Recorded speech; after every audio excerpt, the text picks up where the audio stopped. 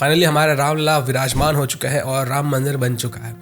लेकिन बहुत सारे लोगों को ये लगता है कि हमारे देश में सिर्फ और सिर्फ मंदिर ही बन रहा है। बहुत सारे लोगों को ये लगता है कि सिर्फ जो करंट गवर्नमेंट है वो मंदिर बनाने के ऊपर ही फोकस करती है और मंदिर बनाने के नाम पे ही लोगों से वोट लेती है। बट कुछ चीज़ें हैं, कुछ डेटा है जिसके बारे में आज मैं आपके साथ बात करना चाहूँगा, ताकि आपको भी पता चले कि सिर्फ मंदिर नहीं बन रहा है, मंदिर के साथ साथ डेवलपमेंट का कार्य भी हो रहा है। क्योंकि जब तक आपकी जड़ें मजबूत नहीं रहेंगी तब तक आप दूर तक नहीं जा सकते हो। हालांकि मंदिर बनने से भी बहुत सारा पैसा जनरेट होता है, बहुत सारे लोगों को रोजगार मिलता है, टूरिज्म बढ़ता है, अलग अलग प्रकार से हमारे देश को फायदा होता है। अभी हाल ही में नरेंद्र मोदी ने एक भाषण दिया तमिलनाडु के अंदर और बताया कि वहाँ के लोगों का जो डिमांड था, जो कि बहुत सालों से अटका पड़ा था, फाइनली उसको अब हरी झंडी मिली है। मुझे तमिलनाडु की जनता को और देश की जनता को एक सत्य बताना जरूरी है और बड़े दुख के साथ सत्य कड़वा होता है, लेकिन सत्य जरूरी भी होता है। मैं सीधा सीधा आरोप लगाना चाहता हूं यूपीए सरकार पर। ये सारे जो प्रोजेक्ट मैं आज लेके आया हूं, ये दशकों से यहां के लोगों की मांग थी। आज जो यहां सत्ता में बैठे हैं, वे लोग उस समय दिल्ली में बैठे थे, सरकार चलाते थे, ये डिपार्टमेंट चलाते थे, लेकिन उनको आपके विकास की परवाह नहीं थी।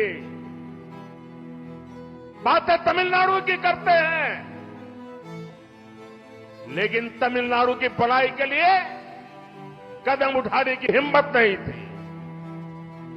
आज ये आपका सेवक तमिलनाडु की धरती पर तमिलनाडु का नया भाग्य लिखने के लिए एक सेवक बनकर के आया है। तमिलनाडु के थोट्टुकुडी में फाउंडेशन स्टोन रखा गया है, जिस कारण से 17,300 करोड़ का इन्वेस्टमेंट आएगा तमिलनाडु में। अब ये जो इवेंट है उसको बहुत सारे मिनिस्ट्रीज के द्वारा ऑर्गेनाइज किया गया था, जैसे कि port, shipping, waterways, road transport, highways, railways. Tamil Nadu के थोट्टुकुडी के अंदर एक बहुत ही इंपॉर्टेंट पोर्ट है जो कि है चिदंबरनार पोर्ट। 1974 से लेकर अब तक ये 10th मेजर पोर्ट का रोल प्ले कर चुका है और मरीटाइम ट्रेड के लिए एक बहुत ही इंपॉर्टेंट और स्ट्रेटेजिक रोल प्ले करता है। और ये जो नए कंटेनर टर्मिनल बनाए गए हैं, इसके कारण बहुत सिग्निफिकेंट ग्रोथ होने वाला है चिदंबरनार पोर्ट में। इस चीज के कारण चिदंबरनार पोर्ट एक ट्रांसशिपमेंट हब बन चुका है ईस्ट कोस्ट का। ये प्रोजेक्ट इस्तेमाल करेगा हमारे देश की जो बहुत लंबी कोस्ट लाइन है, उस चीज का, हमारे देश का जो ज्योग्राफिकल कंडीशन है उस चीज का। अब जो ग्लोबल मार्केट में बहुत ज्यादा कंपटीशन होता है, वहां पे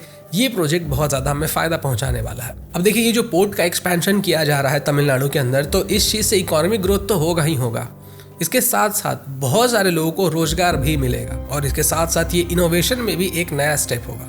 कैसे, वो भी मैं आपको बताता हूँ। Chidambaranar port first green hydrogen hub port होगा। इस इनिशिएटिव में डिसैलिनेशन प्लांट, हाइड्रोजन प्रोडक्शन और ब्लंकरिंग फैसिलिटी भी है। तो जैसा कि मैंने आपको स्टार्टिंग में बताया, हमारे देश के अंदर सिर्फ मंदिर नहीं बन रहा है, हमारे देश के अंदर मंदिर बनने के साथ साथ डेवलपमेंट के ऊपर भी बहुत तेजी से काम हो रहा है। और इन सब चीज़ों को जानने के बाद उन लोगों को बहुत ज़्यादा तकलीफ होने वाली है जिनका सारा दिन ये कहना होता है कि हमारे देश में तो सिर्फ रिलीजन को प्रायोरिटी दिया जाता है, हमारे देश में तो सिर्फ मंदिरों के ऊपर फोकस किया जाता है और लोगों से सिर्फ मंदिरों के नाम पे वोट मांगा जाता है। आप एक नॉर्मल सा गूगल सर्च कर सकते हैं, आपको आइडिया लग जाएगा कि 17,000 करोड़ अगर तमिलनाडु के अंदर इन्वेस्टमेंट आ रहा है, पोर्ट्स का एक्सपेंशन हो रहा है, तो इससे कितना ज़्यादा फायदा होने वाला होगा। और 17,000 करोड़ कितना बड़ा अमाउंट होता है, ये तो आपको सुनने के बाद समझ में आ ही रहा होगा।